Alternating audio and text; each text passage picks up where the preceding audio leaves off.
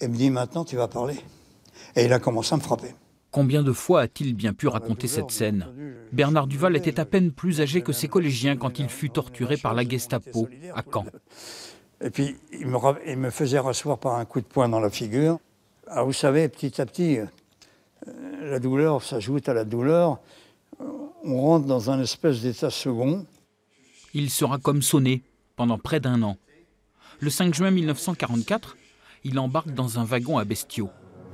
Ce convoi a duré 3 jours et demi, sans boire, sans manger, sans dormir.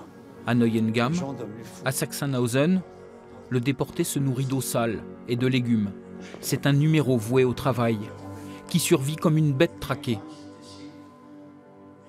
Il a pris la pelle, par le manche, et puis il m'en a donné un coup violent sur le dos.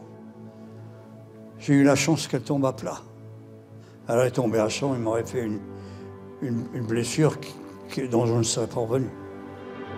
Dans les blocs, déjà, la question se posait. Mais qui pourra bien nous croire? Il sait vraiment de quoi il parle. Déjà, quand on apprend ça en cours, de profs qui ne l'ont pas vécu, c'est vraiment on se rend compte des dégâts que ça a fait. Mais venant d'une personne qui a vécu ça, qui était traumatisée par ces choses-là, je sais pas comment décrire ça. C'est vraiment bouleversant. Voilà, place d'appel.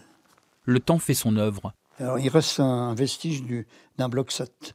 Il y a quelques années, à Falkensee, Bernard n'a presque rien retrouvé du camp de travail où il s'est usé à la tâche.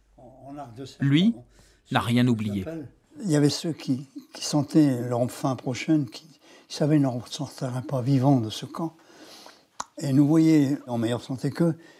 Et ils nous disaient, si tu as la chance de rentrer, tu diras ce qu'ils nous ont fait, ces salauds-là. Ouais. Donc, c'est un petit peu leur voix qui parle au post-mortem.